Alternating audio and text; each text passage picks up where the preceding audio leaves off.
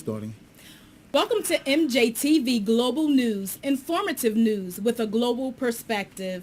I'm Shakia Sanders. I'm Steve Moore. And I'm Natasha Johnson. And in this week's news, around 100 girls are thought to have been abducted in an attack on a school in northeast Nigeria, says officials.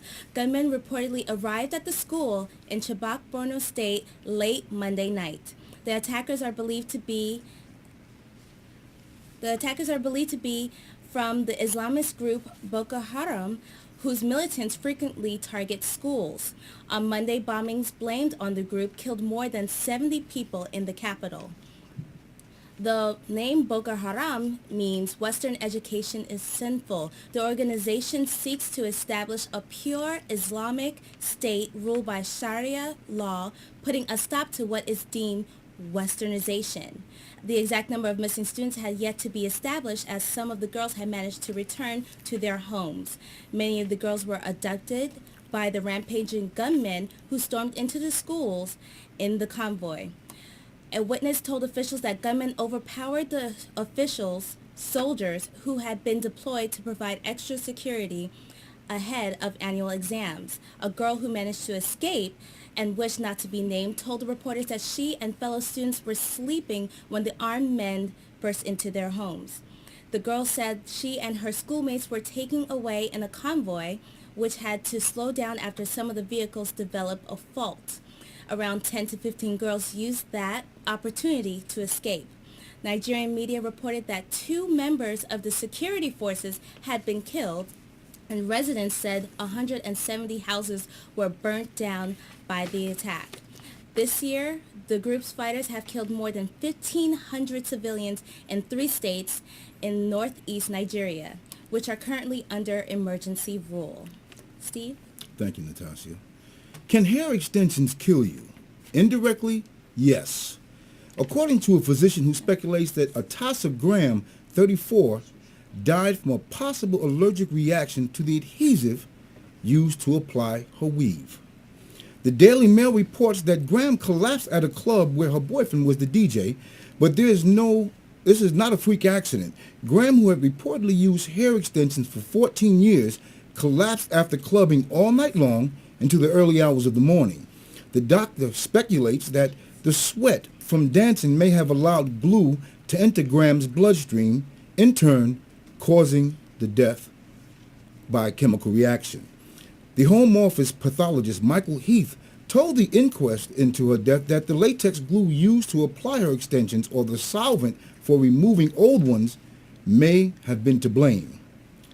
I've seen cases where people using solvent to apply extensions has actually caused anaphylactic shock, Heath said.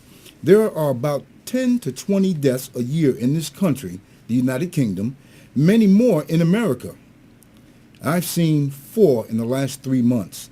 An autopsy failed to uncover the abnormalities in her organs or substances which could have caused her death. Even though she was drinking Hennessy and Red Bull, there was only a moderate amount of alcohol in her body, which could not have caused her death. Dr. Heath also reported that he did not find any kind of drugs or substances in her body. Although the specific cause of death has not been confirmed, Heath explained during a hearing at London's Southwark Coroner's Court that this is not the first time he has seen deaths linked to extension glue. While the death occurred in London, he testified, more deaths than this occur in America. The statistics are shocking. Who knew that a beauty product used by so many in this country was actually killing people? Graham's tragic story, while not new, certainly supports the increased interest and growing population of black women turning towards their natural hair. Shakir? Thank you, Steve. Hitoshi Kawahara steps up to a new role as Japan president and COO. Iji Uda will continue to serve the company as executive advisor and play a key role with strategic alliances and global accounts in Japan. Salesforce.com aims to grow Japan operations into a $1 billion business with more than over 2,000 employees. Hitachi Kawahara, Senior Vice President and Head of Enterprise Sales at Salesforce.com, Japan, will step up to a new role as President and Chief Operating Officer. In this role, Kawahara will lead the company's enterprise sales and distribution teams and oversee business operations. Iji Uda, who has led growth for Salesforce.com Japan for the last 10 years as President of Chief Executive Officer, will continue to serve the company as Executive Advisor and play a key role with strategic alliances and global accounts in Japan. Customer success will be my main focus at Salesforce.com. And Shaniki Kodi, Chairman and CEO, Salesforce.com Japan, ensuring the success of our customers through innovation and growth delivered by the best people in the industry will be the key to Salesforce.com's ongoing success in Japan. We will be right back after these messages. Thank you for watching Mjtv, Global News, informative news with a global perspective. Say you're down, you won't cry. Let me give you good advice. Hold your head up and just tell the blues bye-bye. Hold your head up and say bye-bye to the blues. Say you lost your job, can't pay your rent because all your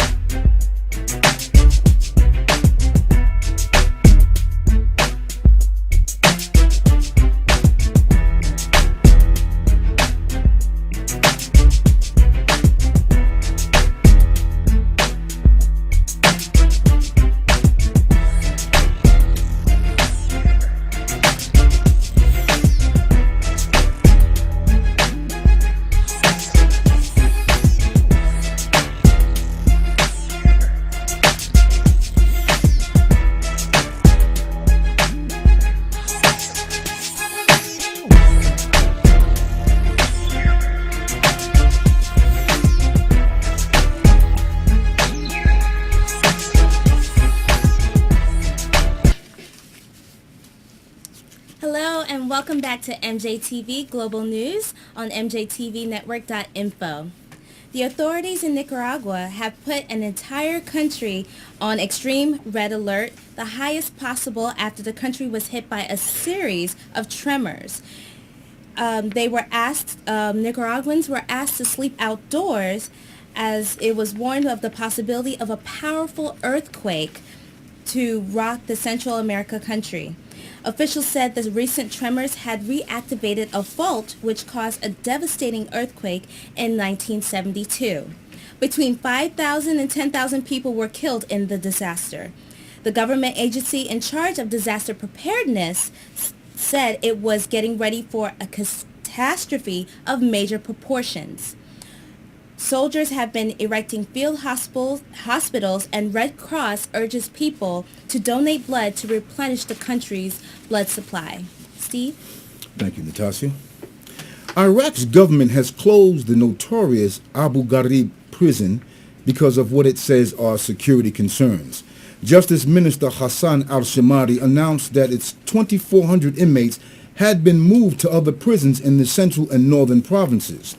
Abu Ghraib lies in a restive area west of the capital, which is Baghdad. It was at the center of a scandal in 2004 when abuses carried out by U.S. troops came to light. It has since been renamed Baghdad Central Prison. Hundreds of detainees are also thought to have died there during Saddam Hussein's rule. On Tuesday, a Justice Ministry statement announced that the prison's complete closure and the transfer of its inmates in cooperation with the Ministries of Defense and Interior. The ministry took the decision as part of a precautionary measure related to the security of prisons. Mr. Shamari said, adding that Abu Ghraib was in a hot area. It was not clear whether the closure was temporary or permanent.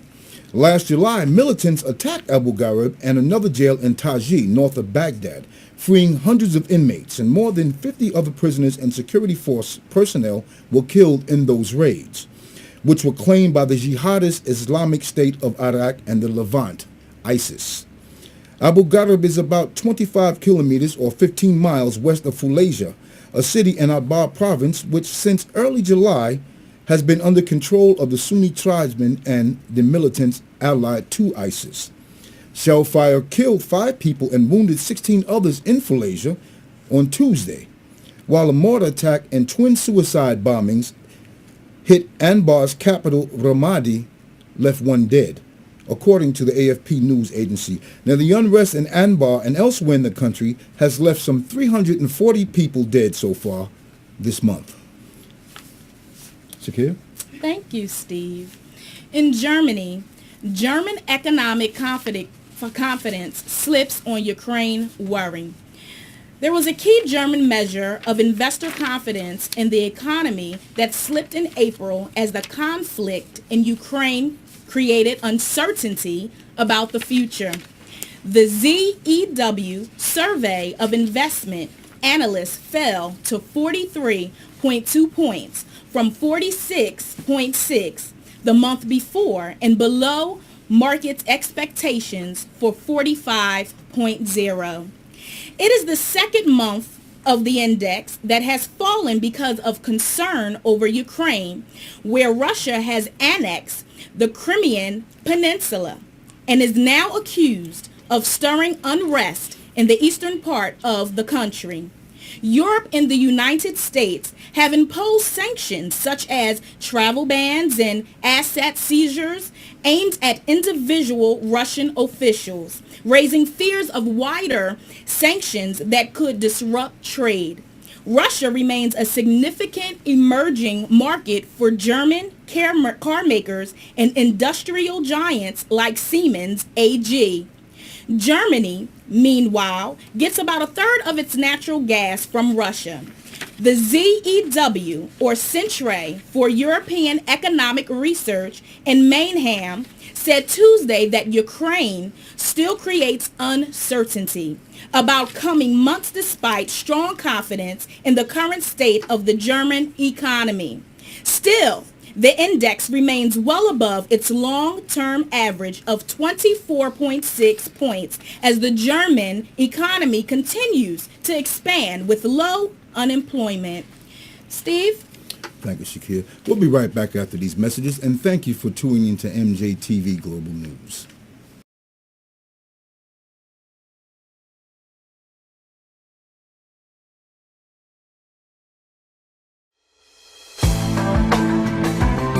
Are you here? Stop by Airport Antiques Gallery, an upscale one-stop shopping experience. We feature some of the finest antique furniture, art, and collectible treasures from around the world.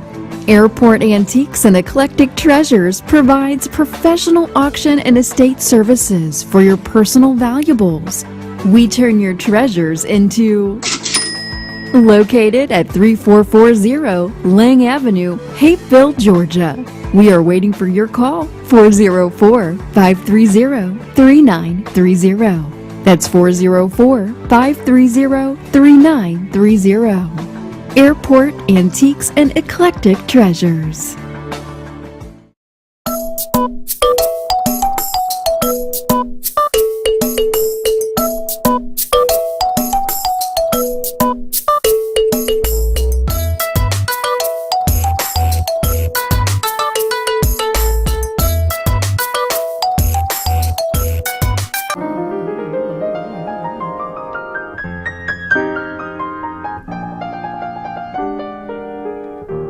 Skylark,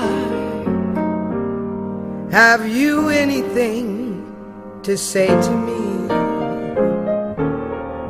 Won't you tell me where my love can be? Is there a meadow in the mist where someone's waiting? Welcome back to Mjtv Network Global News. When the body of 80-year-old Marie de Jesus Arroyo was returned to her grieving family for burial by the hospital morgue in 2010, her face was so badly injured that the mortician could not hide the marks for her funeral. And they said that she'd been stored face down, a serious breach of standard procedures.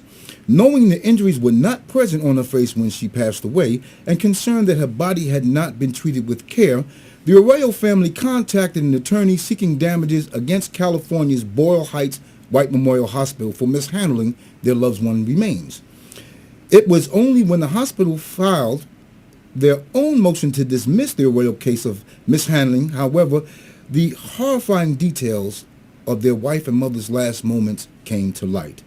The hospital cited that the fact that there are red fleshy substances in her wounds, therefore she must have been alive, as reason that the suit should be dropped, as said by attorney Scott Schultzman, who represents the Arroyo family.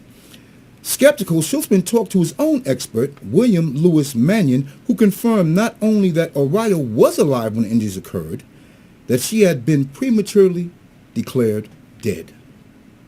Shocked is not the word, Schultzman recalled of the moment that the facts all came together. She was placed in a body bag while she was alive. Mannion also described the horrific details of Arroyo's last few hours of life and questioned why her death had not been more properly verified prior to sending her to the morgue. According to the brief filed with the courts, after being declared dead, Arroyo apparently woke up in the body bag where she damaged her face and turned herself face down as she struggled unsuccessfully to escape from her frozen tomb. Eventually, the elderly woman was frozen alive. Still in the half-open body bag, she tried desperately to escape and face down from the struggle as she was found later. Her family, in an effort to get justice for their beloved one, mom and grandmother, had their initial appeal and a judgment denied. This week, a judge, after reviewing the horrific account of Miss Arroyo's death, has ruled that the family can sue the hospital for damages. Natasha? Thank you, Steve. Thousands of workers at a major shoe factory in China, which supplies brands including Nike and Adidas, are striking over Social Security payments. Workers at the Yuyan factory are demanding better social insurance and housing fund contributions. The dispute had been ongoing since early April, with workers reportedly rejecting an offer from the company. The Yuyan workers are said to be angered at unpaid Social Security payments. A worker told the Associated Press news agency that the company had not paid sufficient workplace insurance coverage, something he learned after he had been injured at work. However, a union spokesman told the press that a revised social benefit plan had been announced, following a thorough internal analysis and calculation and considering all the factors, including affordability from the factory's perspective. China Labor Watch, a U.S.-based non-governmental organization, said the strike was likely one of the largest Chinese worker strikes in recent history. They also stated that among the more than 400 factory investigations that China Labor Watch has conducted over the past decade, not one factory bought for its workers all of the social insurance items required by Chinese law. Yuyan Industrial Holdings describes itself as the world's largest branded footwear maker. It employs more than 40,000 workers.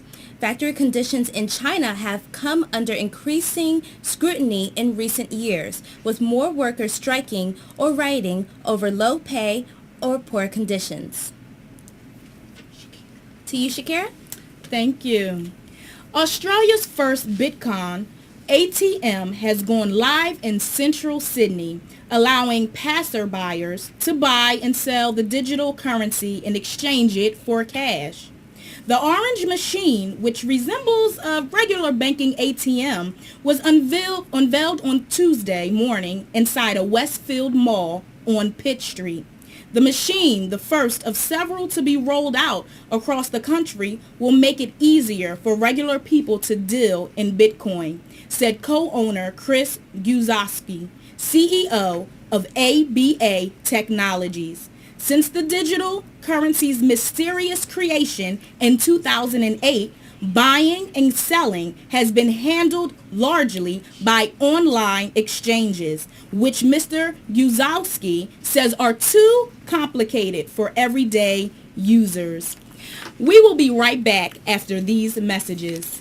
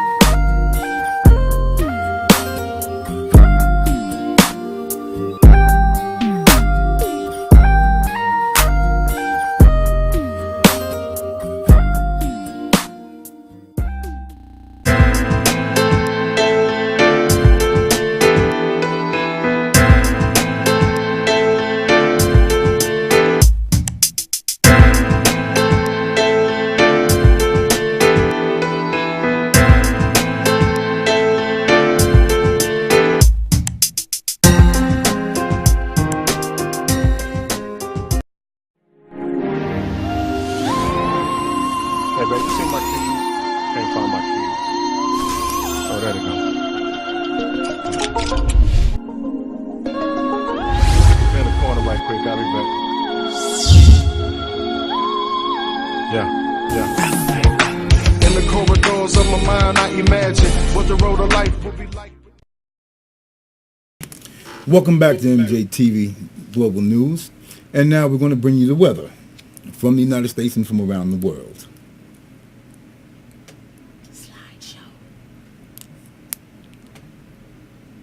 In Atlanta, Georgia, today, 64 degrees. Precipitation's at 10%, humidity's at 30%, and we have our wind at 13 miles per hour. New York, 55 degrees. Precipitation at 10%. And the wind is at 24. In Chicago, we're at 54 degrees. Los Angeles, we're at 72. Nice and warm. Wish I was there. Buenos Aires, Argentina, 79 degrees. Tel Aviv, Israel, 79 degrees. Montevideo, Uruguay, they're at 73. Bucharest, Romania, they're at 54, cloudy and rain. Thank you. Shakia? Thank you, Steve.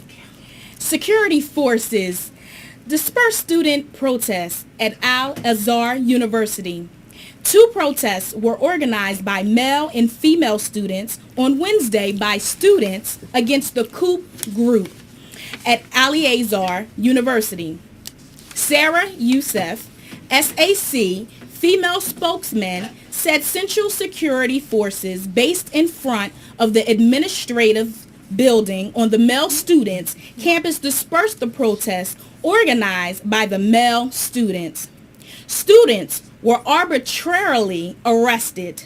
Students on campus and a number of severe birdshot injuries were reported, Yusuf said. Security forces fired at the students from a short range, she said. The female students began the protests on the women's campus, headed to Mustafa al-Nahas Street, then retreated to the female dorms when security forces showed up, Yusuf said. Ministry of Interior spokesman Hani Abdel Latif said last week that security forces are not based on campus at any university, not even Al-Azhar. Any protests inside universities will be dealt with once the university chairman allows forces inside, he said. Steve? Thank you, Shakia. Landlords in a gentrifying section of Brooklyn, New York are trying to force out black tenants in favor of white newcomers by ignoring their repair requests, offering cash buyouts, and forcing evictions, a new federal lawsuit is charging. Tenants at two large complexes on Brooklyn Avenue and Hawthorne Streets in East Flatbush, just east of Prospect Leffert Gardens, claimed that after Yeshiva Wasserman, Shea Wasserman, and Yitzchak Rambaud bought the buildings in 2009, the landlords immediately began mistreating longtime residents to try to drive them out. The suit alleges that the white tenants are not subjected to the same shoddy treatment and that the owners are blatantly trying to boot existing tenants who live in rent-controlled units. The landlord showed a persistent refusal to make repairs for black tenants, failed to cash rent checks, and then initiate eviction proceedings, and even delayed the delivery of front door keys. In contrast, white tenants move into their renovated apartments, their rent checks are cashed, they receive monthly rent statements, and they are not subject to harassment, the suit states. The filing also alleges that white tenants face minimal rent increases when their lease expires, while black tenants are nailed with double-digit increases. Entirely lacking a rational business justification, this course of conduct is blatantly designed to ambush black residents who have lived in the apartments for years, paying affordable rents and forcing them out, thus enabling defendants to re-rent the apartment to white tenants.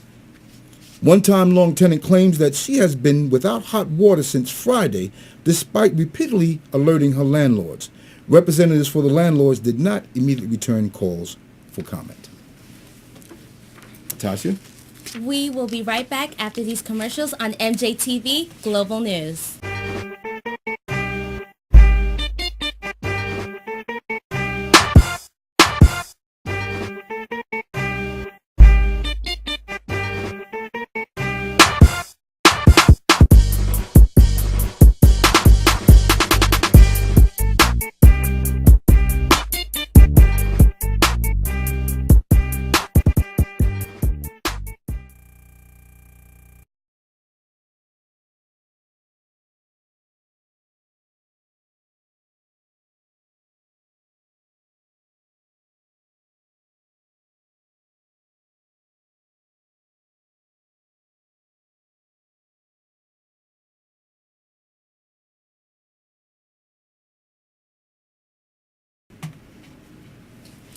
Welcome back to MJTV Global News.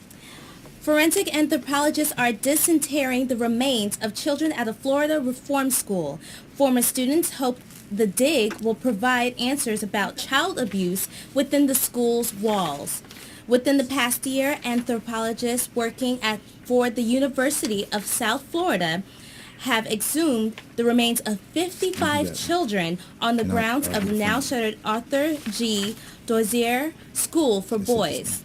The boys were buried in simple coffins in the Boot Hill Cemetery section of the school. The remains were recovered along with items such like belt buckles, buttons, and even marbles.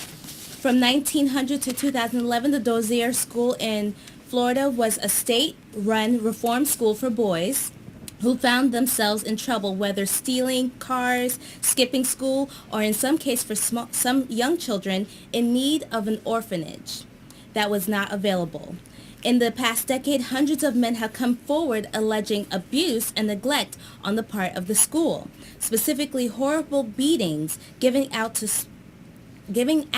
at a small white building on the campus. Sexton was a student at the Dozier School in 1957. He was only taken to the White House, where many of the beatings taken place, once and was given 37 licks for making unapproved phone calls. He stated that there was blood on the walls, blood on the mattress, and even blood on the pillows, and the smell was terrible. But other men like Jerry Cooper, who is the president of the advocacy group called White House Boys, reported being beaten repeatedly and given hundreds of hits at a time. It was the stories told by the White House Boys, who mainly attended the school during the time of 1950s and the 1960s, that drew attention to the Dozier and helped attract Aaron Camerity, a USF forensic anthropologist, to the site. The USF investigation is focused on finding those who had family members buried at the Dozier so they can collect the DNA and try to match the remains. The task is done in collaboration with the University of North Texas Health Science Center. In 2010, a state investigation into the school found no tangible evidence, physical evidence, to support or to refute the allegations of physical or sexual abuse. During the White House boys era, the following year, the government shut down the Dozier School, citing economic factors. Around the same time, the U.S. Department of Justice released a report which says it found harmful practices that threatened the safety and the well-being of the youth at Dozier School and another reform school located in Jacksonville, Florida. Carmel states that it is too early to rule out foul play in regards to any of the 55 children who died in a possible fire that was stated they were probably locked in their rooms with no escape, no means of escape, while those who died in the flu epidemic were abandoned by the staff without food or medicine. To you, Steve. Thank you. Now, I always try to end our show with a funny story for everyone. In Livermore Falls, Maine, a man who was trying to avoid being charged with marijuana possession may now be wishing he simply pleaded to police that the pot was his. When Douglas Glidden was stopped by police in Livermore Falls because an officer recognized him and he knew his license was suspended, he told them the marijuana found in the car was not his because he had stolen the car. While Glidden was being taken to Androscoggin County Jail for booking, police said the car owners called and reported that it had been stolen from his driveway. The 25-year-old was charged with felony operating under the influence and felony counts of theft by unauthorized taking or transfer and violating condition of release. According to Chief Ernest Stewart Jr., Glidden has also been charged with a misdemeanor count of operating with suspended or revoked license and civilian violation of possession of a usable amount of marijuana. That's I'm sorry, rather funny. Shakira. Wow, thank you so much, Steve. Smart criminals. We thank you for tuning in to Mjtv Global News, informative news with a global perspective. Again, I am Shakia Sanders. I'm Steve Moore. And I'm Natasha Johnson. Have a wonderful evening. See you next week. Be safe.